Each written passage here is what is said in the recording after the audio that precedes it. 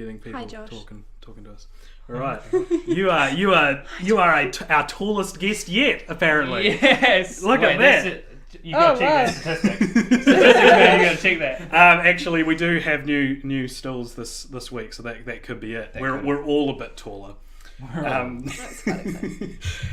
Thank you for joining us. If you're in here right from the start, this show is called Soda Popture. I had to look at the screen to make sure that yes, it is indeed called Soda Popture. And this is a show where we talk about the week that's been in Hollywood and entertainment news and movie news, TV news.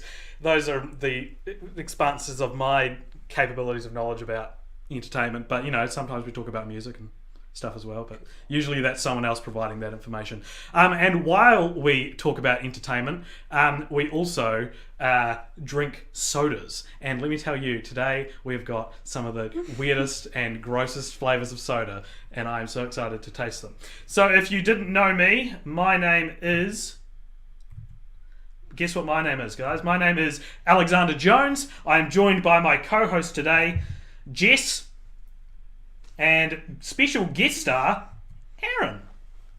And man, I really So ready. I'm gonna get better at putting those stings. Maybe they need to go below us now that we're taller on the screen. Yeah. Getting taller guests. Yeah, we do. We're getting taller guests, and that equates to like how popular we're becoming as a show, right? Yeah. Oh yeah. You'll have Yao Ming pretty soon. Richard. I'm also here. We've got some comments. Yep. Josh said, "Hey guys," in response to saying hi. Hello, Josh. Kate says, "Jess, come home." And Sorry, Kate.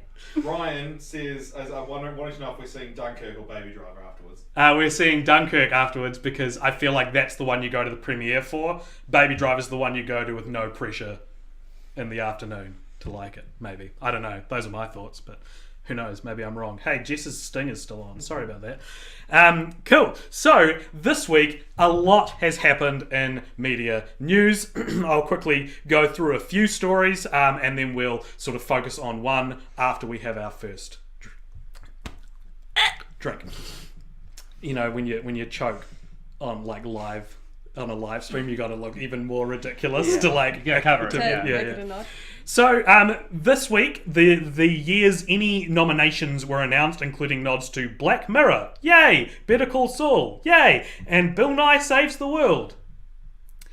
Disney held their D23 or D23? 23? D23 Expo, which showcased several scenes and had several new information about upcoming projects from Star Wars and Marvel and Pixar. And of that information, Pixar announced that the upcoming sequel to The Incredibles will pick up right where the original left off. And they also announced a new movie in development which will focus on two brothers in a modern-day fantasy world of trolls and fairies. And also, we've got an update from last week's Soda Popture. The two leads in the live-action Aladdin remake have been cast, with Mina Massoud playing Aladdin and Naomi Scott playing Jasmine. Rami Malek from Mr. Robot and Night at the Museum 2 joined Bryan Singer's Queen biopic, where he'll be playing Freddie Mercury. Walton Goggins also joined Marvel's Ant-Man and the Wasp, the sequel to Ant-Man, and Game of Thrones returned to our screens for its 7th season. And one other cool piece of information I found out today about Game of Thrones is that the showrunners, what are their names? David Benioff and Debbie Wise.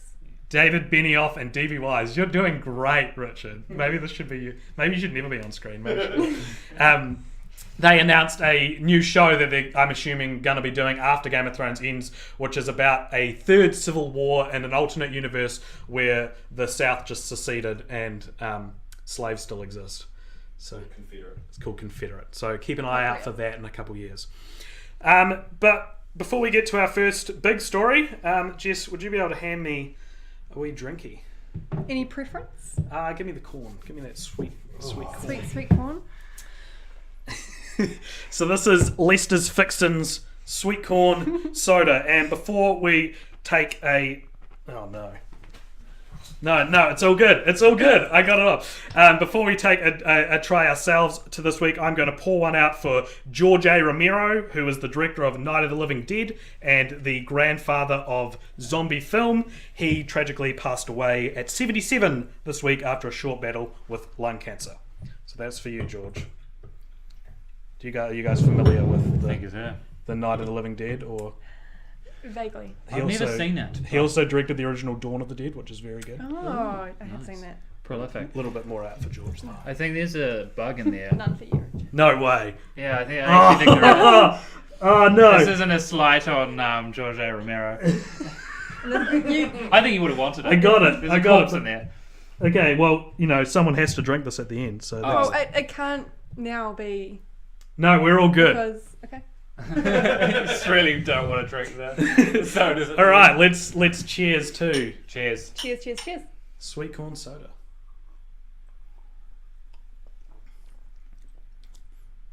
That's arguably good.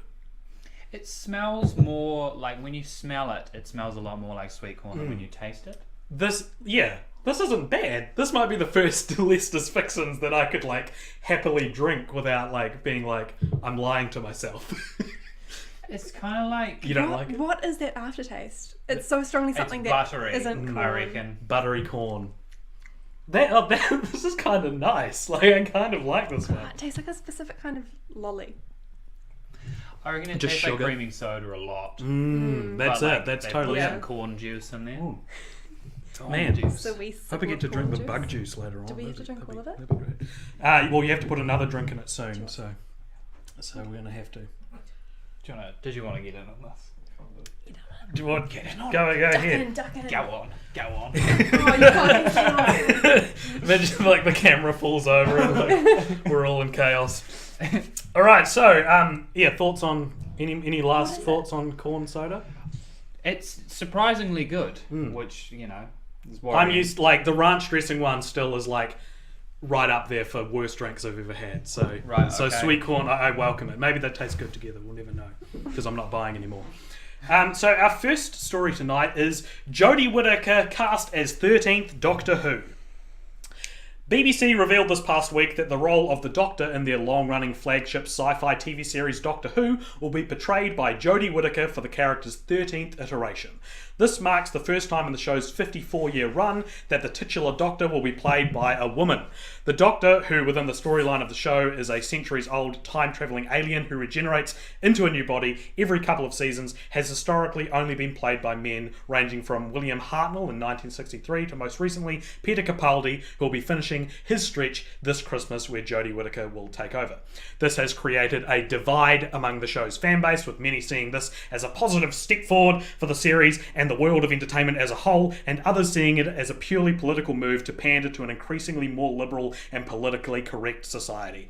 Whittaker will join new showrunner Chris Chibnall, who is taking over the reins of Stephen Moffat, who has been running the show since 2010. Chibnall and Whittaker have previously worked together as director and actor respectively on ITV's Broadchurch. I don't watch Doctor Who. Fair enough. That's the first thing I want to say. Cool. But I do. yep. I watch it. Really? I'm quite a big fan, actually. Regularly? Regularly, Nice. every Sunday. Oh, yes. So immediate thoughts. They've cast a woman. A woman, you say? Not a woman. What are they?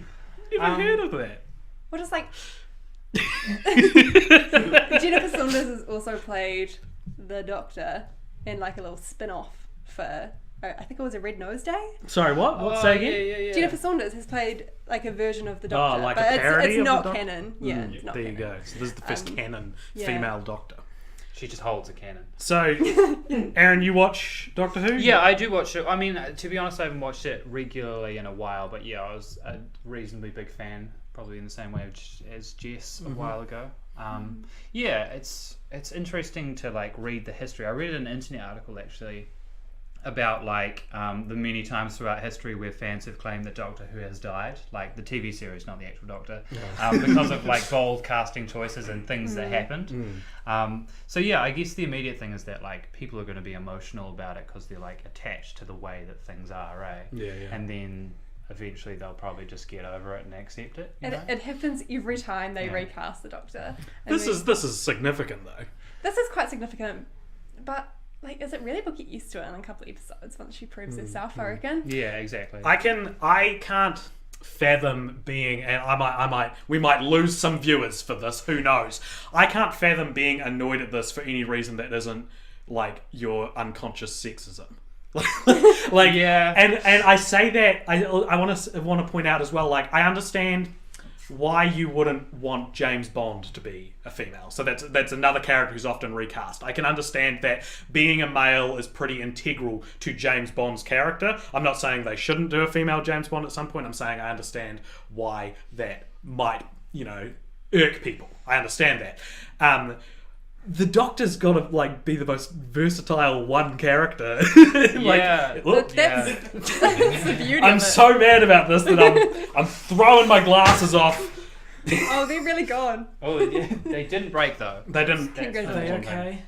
Are they okay? Yeah. They're okay. Cool. Yay. Yeah, but I mean, I guess that's when you're dealing with like fictional, like really fictional. Yeah. Lens flare.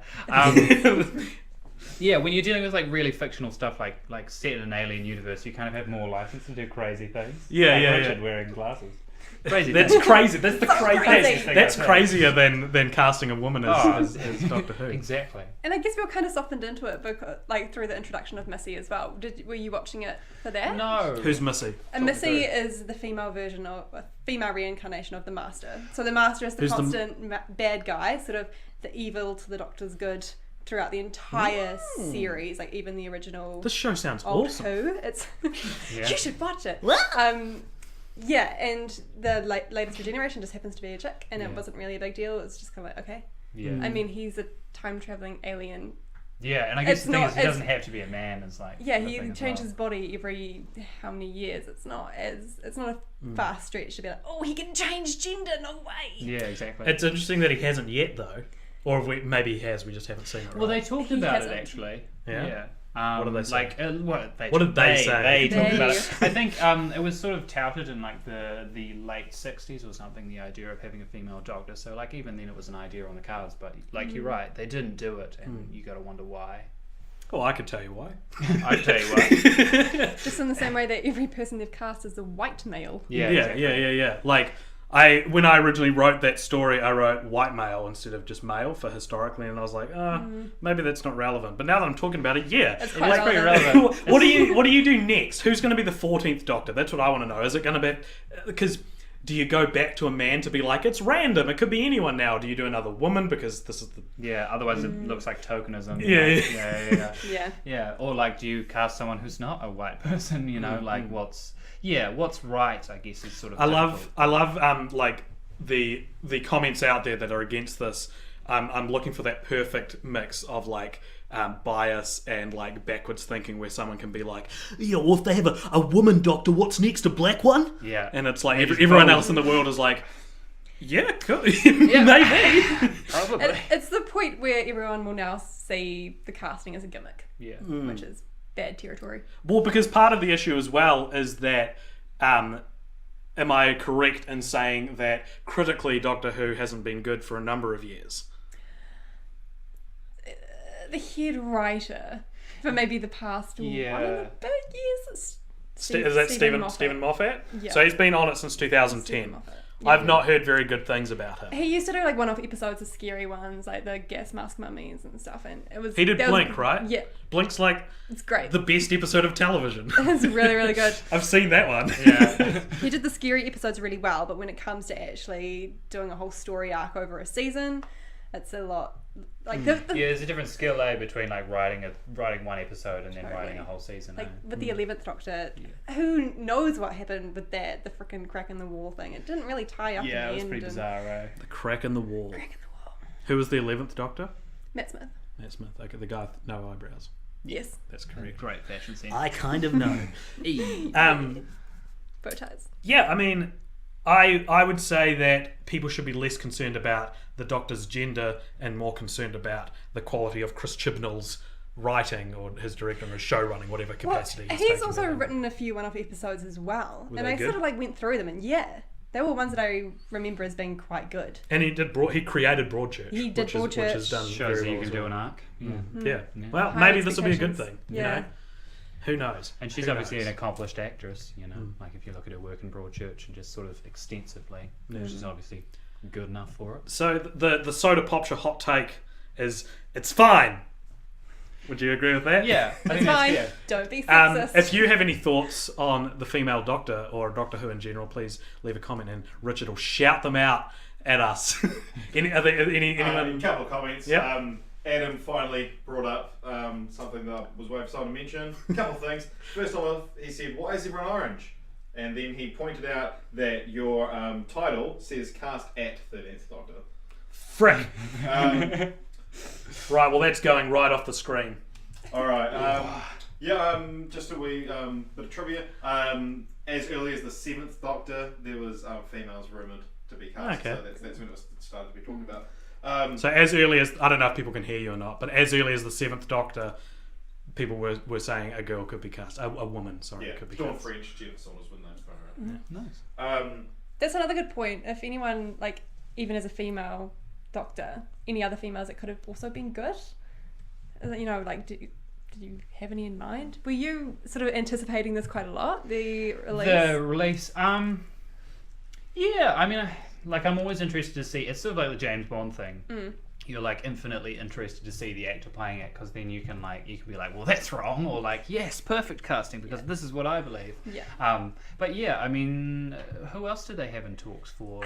Like, this is the first time I feel like I haven't actually felt that strongly about who they cast. Yeah. I don't. So- didn't- So I'm I just don't changing care. the colour intensity of Right. The bookies do odds every year, and before Peter Capaldi was cast, they actually stopped the booking because he had like 5 to 6 odds, which is like he's definitely cast pretty much. Whereas this year it was like 6 to 1 odds for both Jodie Whittaker and Chris Marshall, who was the ginger in Love Actually. Yeah. He's the Colin, God of Sex. Nice. So he was a Thank fan God. favourite because Yeah. he's a ginger, and the Doctors always wanted to be a ginger. I wonder if that's going to be the first thing they mention again. Like, it'd be cool if she never mentioned, oh, I'm female now, but she just constantly went on about, like, still not fucking ginger. That's interesting because I would think it would be a bit dumb of them to not mention it. I'm not saying they should Like- make a big deal out of it. I'm saying maybe they should actually acknowledge There's it. a difference between acknowledging it right away and then having the correct amount of timing to, like, use it as a comedic device. Yeah, and also interesting to see like how much the like her being a female or like her having the like presentation of a female like factors into things that happen to You're the like Doctor. presentation of a female. Yeah, this is my how gesture. her boobs are going to play Yeah, into yeah, it. yeah, exactly. That's actually my gesture just for like I don't know how to describe everything. Okay. But yeah, I'm interested to see how that factors into the like series and how much that's an issue. Yeah, I mean, and like at the end of the last season, the Doctor did mention that being a centuries old, like more evolved species, they've kind of grown past gender and these silly hang-ups that the humans have with it. So, yeah. Okay, cool. Adam, does the colour look better? Because I turned it down live on air. And also just comments, so moving on to the next Yep. story. A lot of people agreeing. It's fine. Moffat was the problem. Okay. And Agreed. Jess, your sister says hi. Oh, hi, Emma. Shall we move on to our next drink? Yes. Sure. We'll do that. Which one is it? Do you want the little one or the big one? Let's do the little one. Little one? Got it right here. So this is a drink that was given to me by the same person who gave me the sour plum juice. So she said this was called Cinnamon Punch. I'll have to take her word for it because I don't think there's a speck of English on the can. But before we get into that, I'm going to pour one out for Martin Landau, who's the Oscar-winning actor known for starring in the original Mission Impossible TV series and portraying Bela Lugosi in Tim Burton's Ed Wood. He passed away at 89 this week. So this is for you, Martin Landau. Oh, miss you, Martin. So this is Cinnamon Punch. It's a very small can, so I'm trying to be kind of conservative with how much I'm giving, but I'll maybe go round again. Colour looks better. The colour looks better. Noted. I won't make it look like a candy bar next time. A red candy. Guys, this smells awesome. That's what's great it about does. this show, everybody, is that like you get to edit the colour while you're watching it. All right, to Martin Landau. Oh my God.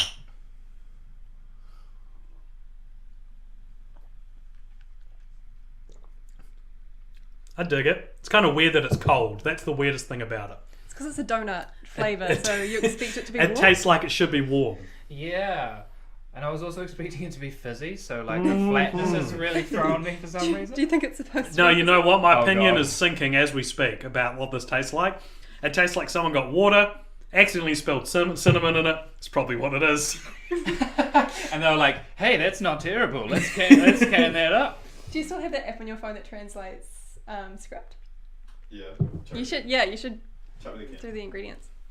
You should do that. It does. It tastes like someone had a big red, and then they just Then like, had a drink of water. Yeah. And we're tasting what that person's tasting. yeah.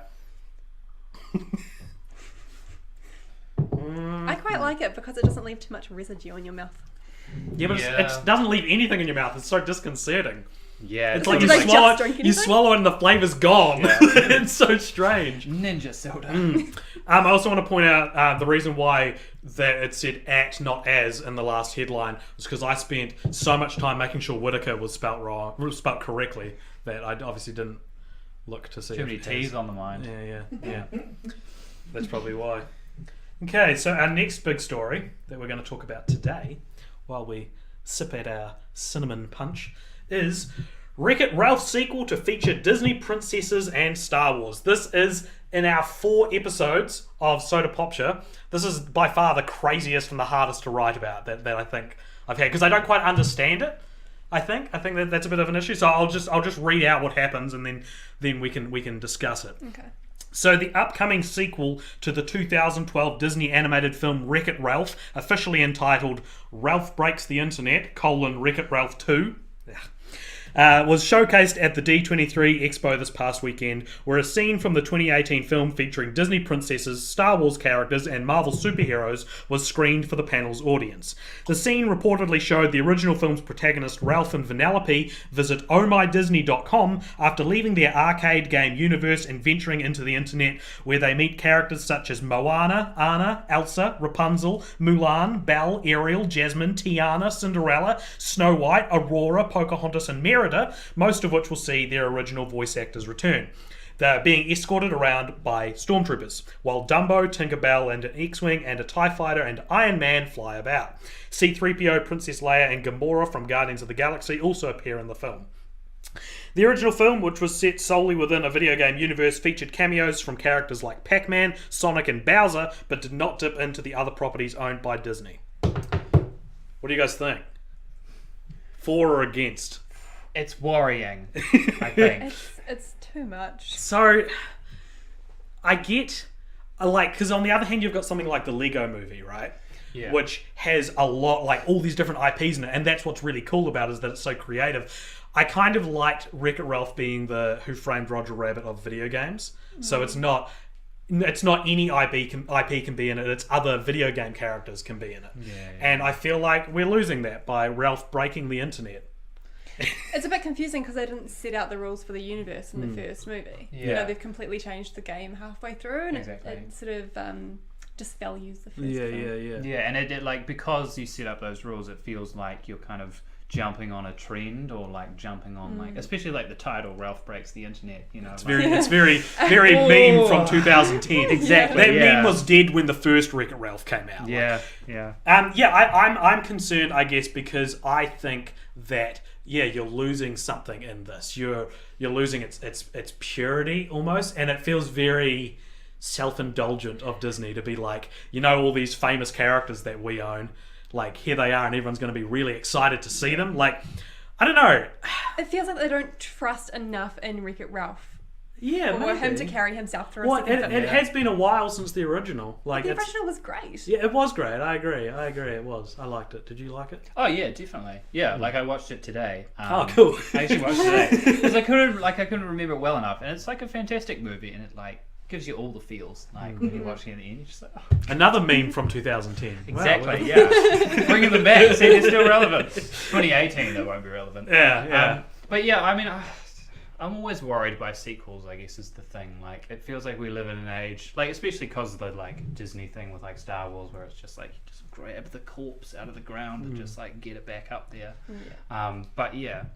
See, there are so many good ideas for Wreck-It Ralph sequels that up the stakes, that change the environment. Like, if the first one's set in like an arcade universe, maybe he goes to consoles. Like maybe he does go to the internet. Maybe he breaks the internet, but it's within the confines of like MMORPGs, like online game. Maybe he goes to RuneScape. Maybe he goes to, I don't know. Like this feels like it feels like they've skipped a step. Like the third one should be he goes to just websites in general and meets like all these like famous characters. Like I want to see like a extension of the video game rules of the universe first, I guess. Because there's no connection between Disney princesses and gaming. Yeah. No. Yeah. It's like, what, Kingdom Hearts is the closest you get between Disney and video games? Absolutely. Yeah. It's kind of like an abstraction that's just too far for the mind to be like, how does this work? Yeah. And it's kind of rubbing. It's like Disney being like, we own everything. Here it is. Like, I don't know. I don't like it. What do you think, viewers? If you have any thoughts on Wreck-It Ralph 2, then please leave a comment below and Richard will shout them at us. Scream them. Anything yet, Richard? James Gillings just asked, who's going to voice Princess Leia? And, I thought that as well, yeah. And what do you think of the title, Alex? So first of all, Richard, if you can't hear him, I don't know if you can. Leave a comment if you can hear Richard. I'll speak up. So watcher James asked who's going to voice Princess Leia, which is a really good question. And he also asked what I think of the title. James, I hate it. I loathe it. So it first of all, oh my gosh, don't put your title second. Don't make the title of the franchise the subtitle. That looks so stupid. I actually was going to correct you because I thought you read it out in the wrong No, order. it's called Ralph Breaks the Internet: Wreck-It Ralph 2. That's awful. It's like the Lost World Jurassic Park all over again. like this, it's so annoying, and you look up people talking about this. People are suggesting things like Super Wreck-It Ralph, and I don't know what's another one. Richard, do you remember any others?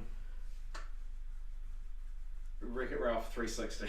Something like there's so many puns you can make here, and they Super went. Wreck-It Ralph would have been great. Yeah, Super Wreck-It Ralph's a great one. Like that's what video game sequels were called, especially arcade video games, and especially because it's kind of like replaced Donkey Kong. Yeah. And its own universe. Like, yeah, it seems like an obvious idea to me. So that's a shame, but that's the luck of the draw. Let's move on. What's our last drink? Oh, I turned the video off instead of the.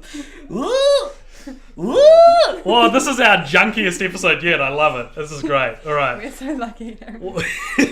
What's our next drink? It is the Fabulous. Mm-hmm. Are you ready? Oh, there's so much of it too. Milkis. Not mucus. Milkis. But it's close. If you haven't had Milkis before, it's a refreshing milk and yogurt soda. That's what it says on the bottle. So we're going to have some, but before we do that, I'm going to pour one out once again for the second time on Soda Popture for Ed Sheeran's Twitter account, which was once again temporarily deleted this week after the backlash of his cameo in Game of Thrones Season 7. It was pretty weird. Adam's just suggested Mrs. Wreck-It Ralph. That's great, Mrs. Wreck-It Ralph. That's a great idea for a title. All right, I'm gonna liberally give myself some here. Can I please have the tiniest amount? Oh, okay. No, I think you've got to go. You've just got to get deep in there. Okay. Oh, Can you drink this? Are you a vegan or vegetarian? Vegetarian. Okay. That's where we're gonna do the bacon Lester's Fixin. That's what I was talking about with the bug. But that's his main concern. Isn't Yeah. it? Don't you eat like? Correct me if I'm wrong here, Richard. Don't you eat like 8 spiders in your lifetime? That's not true. That's not true. That fact was invented to prove that people believe anything they read on the internet. Right. Well, they do. Okay. This cheers to that. immediately smells. Hold on. To Ed Sheeran's Twitter. This smells like just kind of a normal soft drink. Yeah. Like maybe like a LMP? yeah, or like a Sprite? Schweppes sparkling lemon. Right. Maybe like a spider. Mm. I'm actually kind of scared. It tastes like a spider. It's weirdly Not a spider that you eat in your sleep. It's spider like Coke and ice cream. That's actually what I meant when I said it. But. Yeah. It tastes kind of like an ice cream spider. but crossed with like one of those tablets you throw in water to like. Barocca? Yeah, like more the medical type. Like You know how they fizz up? if you're having heart Weirdly. palpitations, you drink this. In the bottle. Yeah, bro. Oh, It's did you actually- find out what was in that cinnamon drink? No, I couldn't.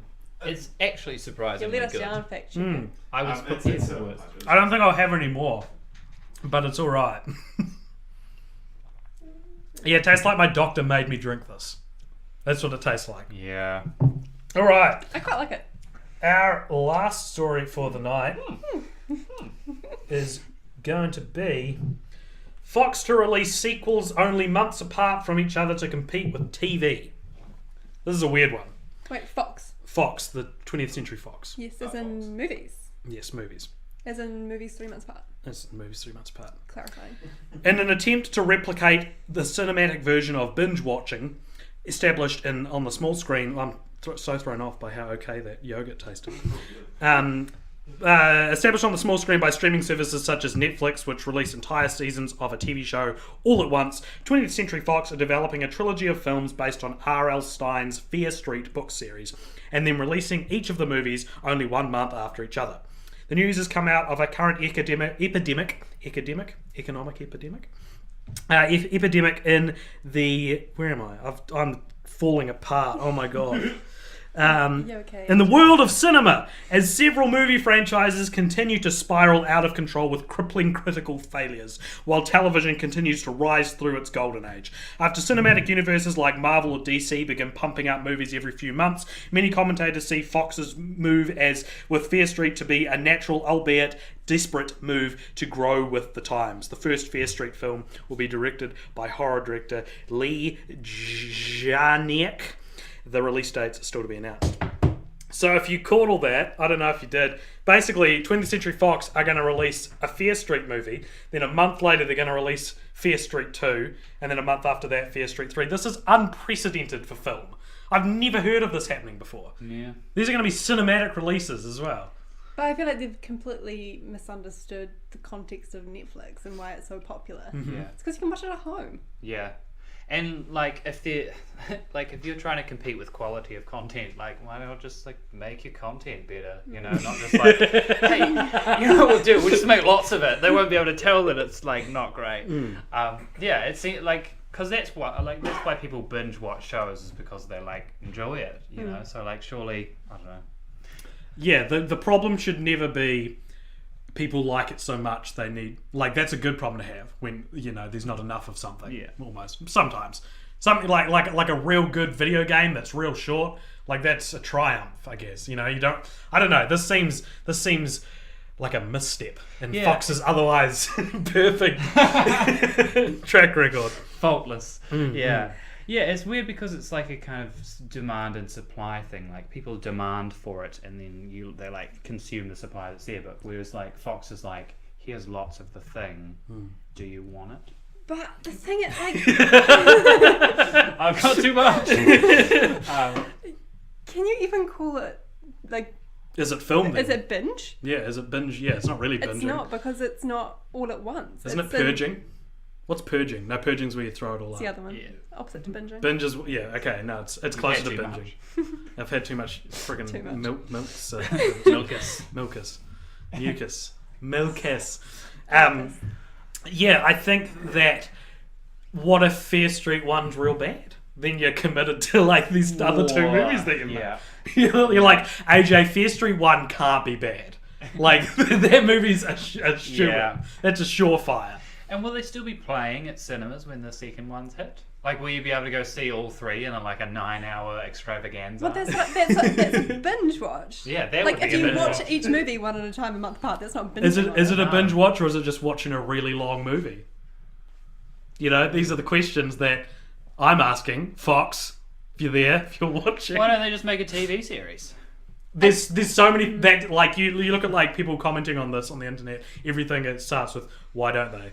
Like why I don't they have do an this? idea. Why don't they do this? And it's like a hilarious kind of attempt at like marketing on something, you know. It's like these cinematic universes now. It's like, what if they came out more frequently? Like that's the spirit behind this, and it's like it's missed what is good about a cinematic universe, if there's anything, which there is. You know, like they've it's like what would happen if like someone who didn't know how to market movies was told this is what the movie landscape looks like right now. What should we do to do something different? You know. What do you think? If you've got any thoughts on Fox releasing 3 movies months apart from each other that are technically sequels, please let us know. Sorry, the comment. Adam's just chimed in and said, pointed out that if the first one's bad, they've got no way to backpedal. Yeah. Whereas normally if a film's bad, they can fix the sequel. But... A prime example is The Mummy, which was the Mummy that came out this year, was supposed to start the dark universe, cinematic universe of Universal monster films, but it did pretty bad. And there's, you know, they haven't said if they're sticking to their guns yet or not, if they're gonna can the whole series. They've actually already canned it with Dracula Untold was going to be the first one, and it was so bad that they were like, we're starting with The Mummy, and The Mummy did terribly as well. So what's going to happen? Actually, Dracula Untold wasn't received that poorly; it just didn't make any money. Whereas The Mummy was the other way around. Yeah, there you go. All right, I think that brings us to the end of our stories. So I'm going to turn that off. And our next big thing, we're going to play a game, and the loser of the game has to drink old bug juice over there. Did you drink all of it? I don't know. We'll see how we go. Oh god. Anyway, this game is called. When it loads, it's gonna be you guys. It's called How's Your Week Going? Woo! And that came up over the entire screen. How's your week going? Just like, how is your week going, guys? What's the competitive element to this question? That's point 1 to Jess.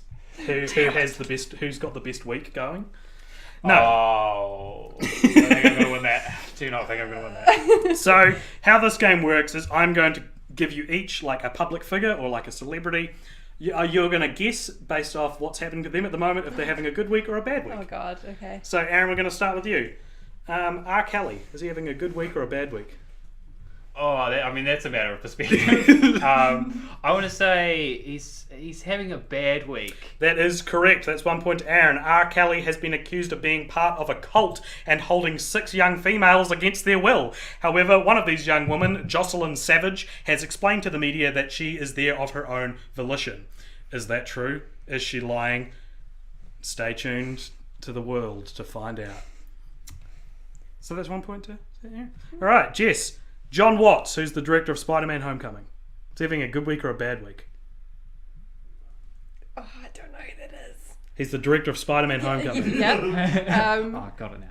I'm going to say he's having a good week because I think Spider-Man's doing really well. He's having a good week. John Watts is confirmed to be returning to direct the sequel to Spider-Man Homecoming.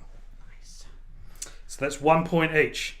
Whew. It's going to end up being me losing again. I'm going to have to drink it. All right, Aaron, next person, Kermit the Frog. Good week or bad week?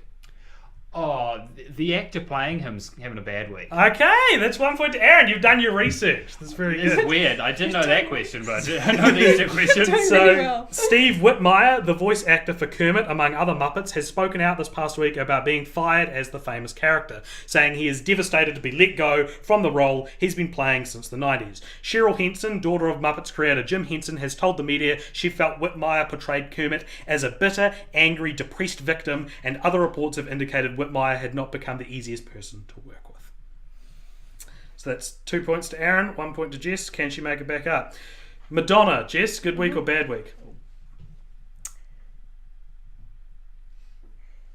Bad week because there was something about a letter that was going to be auctioned off by a newspaper, and she is recorded to say that other people there was something to do with a love letter or something from someone in jail. She's having a bad week. Madonna's having a good week. Oh no, that's Jess on 1 and Aaron on 2.